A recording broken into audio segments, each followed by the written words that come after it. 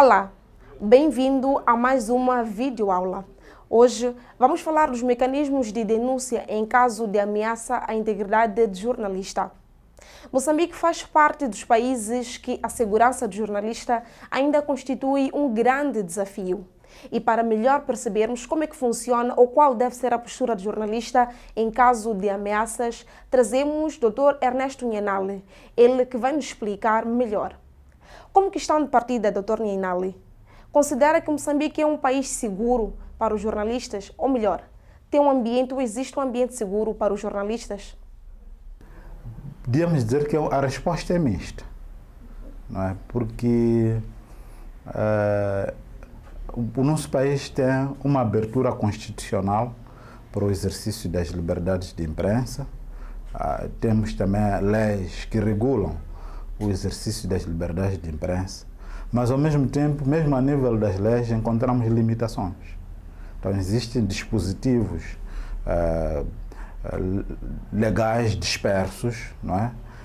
Até na própria lei de imprensa, por exemplo, a questão que se coloca sobre a prova de verdade dos factos sobre o chefe de Estado, que diz que, por exemplo, o jornalista pode, em tribunal, apresentar provas de que o que ele narrou é verdadeiro perante uma reivindicação sobre qualquer um, mas menos determinadas figuras. E esta disposição é igual, por exemplo, ao que encontramos na Lei de Segredo Espatado, que diz que há limitações ou se considera que há um conjunto de figuras que são relevantes, das quais o jornalista também é limitado de reportar e de apresentar provas de certas matérias, quando esses reivindicam talvez situações de injúria. Então isto é um exemplo claro de uma limitação a nível de leis. Então se nós temos limitações a nível de leis, já pode imaginar sob o ponto de vista de práticas. O que temos também é que nós, como um Estado democrático, estamos a vir de um contexto onde politicamente havia um hábito de controlar a atividade dos jornalistas. Então, uma coisa que é o que as leis dizem, outra coisa é a cultura da relação com os jornalistas. Então, há pessoas que ainda pensam na cultura e agem nessa cultura de que o que o jornalista faz tem que interessar-lhes.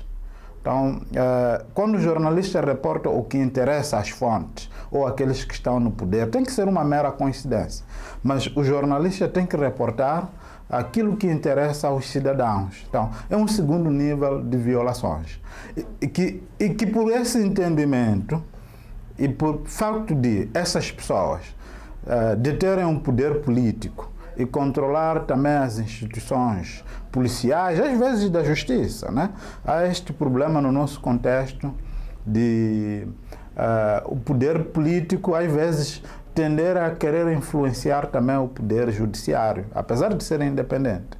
E encontramos situações em que, quando o jornalista reporta em nome do bem público, que vai em desencontro às expectativas deste grupo de pessoas que estão no poder, e porque eles acharem que o jornalista está fora dos seus limites, no seu entendimento, exercem pressões e chegam até a usar de forma abusiva o poder que eles têm nas mãos para infringir contra a integridade do jornalista. Então nós lidamos com situações em que os jornalistas são processados injustamente, situações em que os jornalistas são detidos injustamente porque alguém não entende o seu trabalho, situações em que os jornalistas são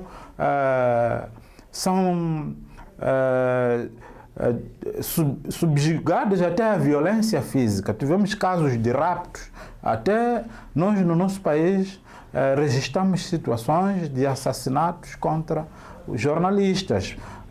Essa é uma categoria, mas temos situações em que instituições de comunicação social são vítimas de atos bárbaros. Lembram-se o caso da queima do canal de Moçambique, onde um grupo de pessoas foi deitar fogo sobre o jornal. Mas este é um exemplo. Encontramos situações, houve muito isto em que as rádios comunitárias eram enceradas por administradores distritais, situações em que usa-se o poder judiciário para processar jornais como instituições, cortes na publicidade. Então, há um conjunto de formas diversificadas que aqueles que têm e detêm o poder usam para limitar e coartar o trabalho dos jornalistas de servirem como guardiões do bem público. As leis e as práticas mostram que os jornalistas exercem as liberdades, mas essas liberdades são confrontadas com práticas, não é? Sobre as quais o jornalista é obrigado a tomar cuidado.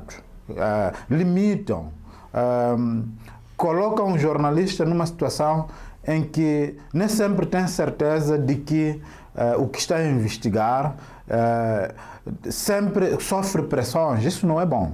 Então temos práticas que o país, para crescer democraticamente, tem que ultrapassar. Temos, primeiro, um conceito e uma aceitação da Constituição de que o jornalista está ao serviço dos cidadãos. É por isso que a nossa Constituição coloca essa questão no artigo 48 de que o jornalista é livre e protege a atividade do jornalismo. Então, há indivíduos particulares fora da ação do Estado ou que se apropriam das suas posições ou se apropriam do facto de estarem em posições de poder para intimidar ou infringir contra as liberdades de imprensa. Isso é crime. No nosso país, isso não pode se fazer. O nosso país não permite isso.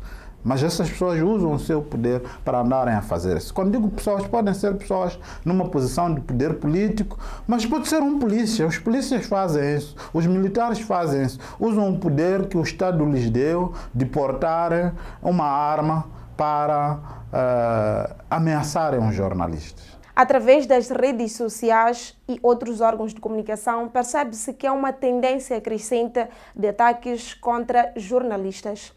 Mas também percebe-se aqui que há uma impunidade por parte das autoridades. Qual a sua opinião com relação a este assunto? Sim, são duas coisas. A primeira coisa é sobre a impunidade no geral, que é mau e é uma cultura que perpetua essas violações. Porque veja que essas pessoas que fazem isto são pessoas, muitas das vezes, que controlam o poder político. Então, eles ficam impunes. E, tristemente, são poucos casos de violações graves contra os jornalistas que estão explicados. Fora o caso do Carlos Cardoso. Não, muitos deles a gente não sabe o que realmente aconteceu. Esta é uma dimensão. A segunda dimensão é aquela que referiu sobre o mundo cibernético.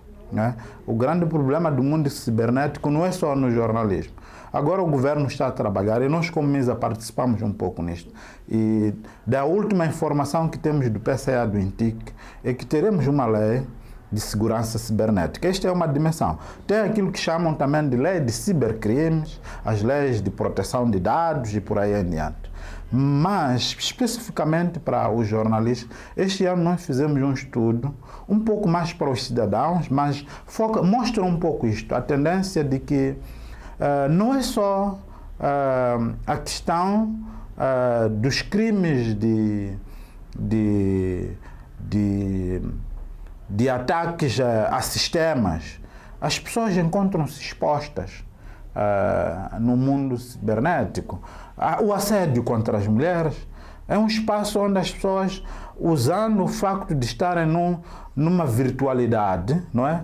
Usam para perpetrar assédios, insultos e por aí em diante. Então penso que há uma clara desproteção do espaço cibernético e tem os seus impactos no mundo do jornalismo. Este semestre, por exemplo, nós no MISA reportamos 3, 4 casos, uma tendência clara de usar o hacking como uma forma de atacar os órgãos de comunicação social.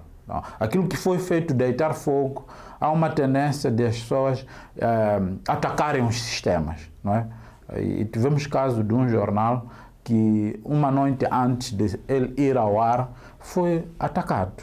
Não é? E a gente não sabe se são hacks normais ou são pessoas que detêm o poder, que fizeram isso porque havia uma matéria, mas das duas uma. Na literatura sobre as liberdades de imprensa, não interessa quem o fez, mas qualquer ataque que ocorra, um roubo aqui no laboratório de Media Lab, tem que ser considerado uma violação das liberdades de imprensa. Por quê? Porque é tudo aquilo que não permitiu que o jornalista ou a instituição jornalística fizesse o seu trabalho. Não interessa o motivo ou a pessoa, mas tudo aquilo, se foi um silcrano, que é um cidadão que só queria roubar computadores, também é um ataque às liberdades de imprensa. Então, temos que sim considerar que o mundo cibernético está a ter tendência de novas formas de violações contra o trabalho dos jornalistas.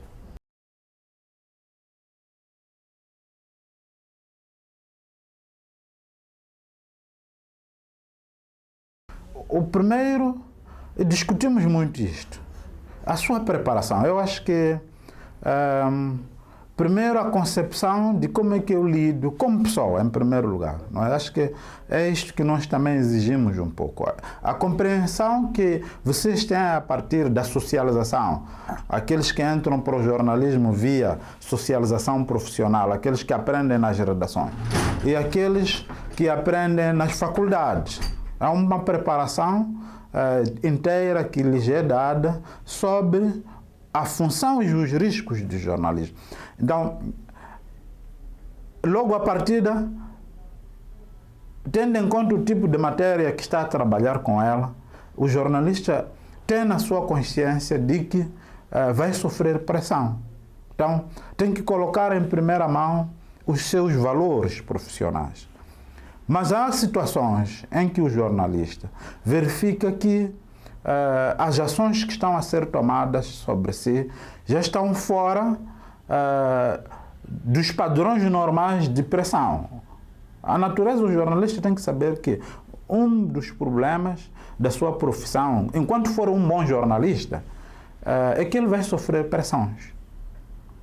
Enquanto ele fizer bem o seu trabalho, seja aqui, seja na Europa, ele tem que estar consciente de que ele está a fazer um trabalho que lhe põe numa situação de pressão.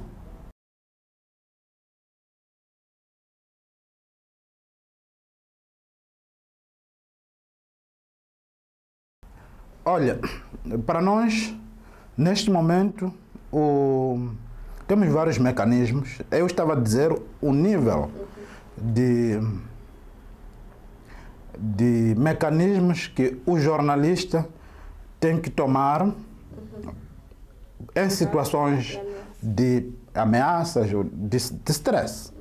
O nível individual, o nível organizacional e o nível externo, não é? Que pode envolver instituições como MISA, a Queixa, as instituições apropriadas, mas estas às vezes não são eficazes porque podem expor, não é? Então, usar mecanismos como estes de proteção é sempre bom. Então, por questões também estratégicas, nós damos esta recomendação, que quando estás numa situação desta, contacta as nossas instituições. O mais objetivo que todos conhecem é o apoio jurídico, né? Mas os outros são mecanismos que são aplicados que não... Devido ao facto de serem mecanismos de proteção para os jornalistas em situações em que eles são pressionados por entidades que detêm poder, mantemos sempre sobre a nossa alçada estratégica de atuação. Então, isto também, muitos casos que foram resolvidos porque nós fizemos um apelo público ou fazemos o apelo direto às instituições.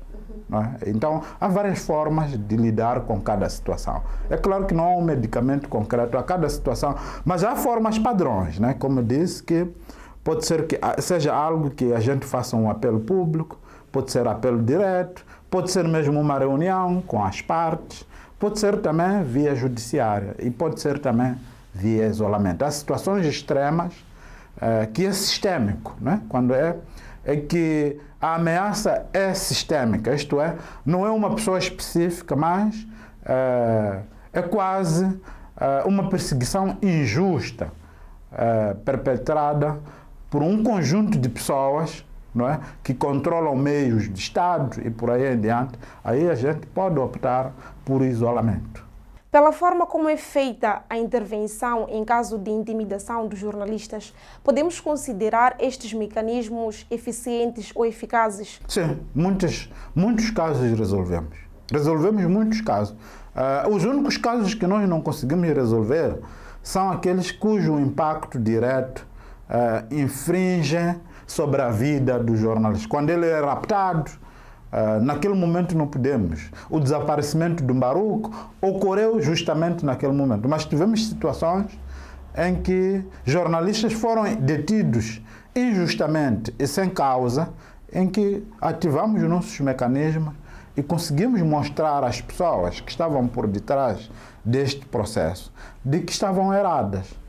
Então, tivemos situações até de detenção temporária, onde nós vamos e mostramos que os motivos da detenção não podem ser colocados na maneira como são colocados. Então, até situações de ameaças veladas, em que nós ativamos esse tipo de mecanismo e as coisas são resolvidas. Mas, como disse, é cíclico, não é? Naquele momento resolve, mas as coisas voltam. É quase que sistêmico que estamos neste ambiente em que conceptualmente, legalmente se aceita, mas há uns que ainda resistem. Então, vivem um pouco com esse vírus de querer perseguir os outros, de pensar que não, o trabalho dos outros só pode ser bom quando falam bem de nós. Não é assim. O trabalho do jornalista é aquele que faz a democracia, que permite que... O que é a democracia? As pessoas pensam que democracia é só ir votar. Não. Democracia é ir votar e aquela pessoa votada servir bem, não se servir, e também a possibilidade de aquele que está aí ao serviço prestar contas, ser observado como é que está a fazer. Então, o jornalismo está para isto. Não só dizer o que ele está a fazer, mas também dizer como está a fazer. É isso que torna a democracia o que ela é. Respeitarmos as instituições e um conjunto de pessoas também que o seu trabalho é zelar e olhar para aquilo que estamos a fazer e reportar os problemas, porque também nem sempre é se fez mal, não. É quando tu vais dizer o seguinte, que aí não estás a conseguir servir, não estás a mostrar minhas fragilidades, não, há problema também. Então a censura é causada por muitas coisas, não só quando estamos a denunciar porque está-se a apoderar, nem sempre, muitas vezes. Mas às vezes também o problema é que tu não podes mostrar que não estou a ser capaz. Isto é, porque mostras que não estou a ser capaz, estás a pôr em causa o facto de eu ter sido eleito. Então as coisas não terminam em ser eleito. Terminam, tem o seu sentido porque tu és eleito e estás sobre o olho de todos nós. O jornalismo colaborativo muitas das vezes é tido como uma estratégia para minimizar ataques contra jornalista. Devido à mesma opinião ou nem por isso? Efetivamente. Não só. Vocês trabalham mais do que nós nessas matérias. O colaborativo também, aquilo que nós fazemos, mesmo que não tivesse sido colaborativo, quando a instituição é capaz de assumir esses resultados, não é? Porque o colaborativo tem vários sentidos.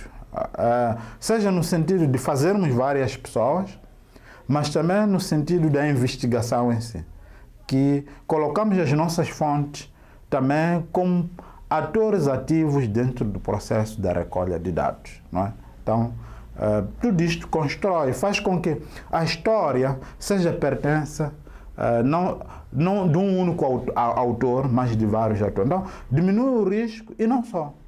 Melhora a qualidade da informação, porque a factualidade é um segredo muito importante.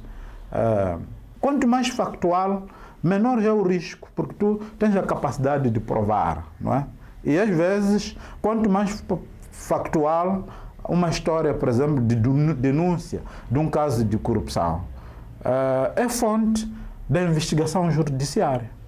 Os jornais são uma das fontes que a unidade de combate à corrupção usa para verificar indícios de onde é que pode haver problemas. Então, os jornais também são uma fonte. Nós tivemos casos que foram muito ignorados, mas que começaram dos jornais até serem levados a sério. E de que forma podemos tornar esta prática eficaz para também os nossos jornalistas, neste caso, os jornalistas moçambicanos? Eu penso que tudo é um processo. Estamos num processo de aprendizagem e há um grande desafio da digitalização. Se for a notar que a digitalização também traz boas ferramentas de investigação, tratamento de dados. As nossas redações ainda não têm a qualidade e o investimento tecnológico desejável para o que se espera para o processo de coleta, processamento, armazenamento, análise de dados, né? E os formatos para o consumo público e por aí adiante. Penso que é um processo de aprendizagem, mas não só, de investimentos. Então é importante que olhemos para a questão de investimento como crucial para a qualidade da informação que é produzida. Muito obrigada, Dr. Nhanali, pela partilha deste rico conhecimento em torno dos mecanismos de denúncia em caso de ameaças à integridade do jornalista. Eu estou sempre disponível para partilhar e conversar sobre esses temas. Nós voltamos numa próxima oportunidade. Espero que tenham aprendido bastante. Até lá, fique bem.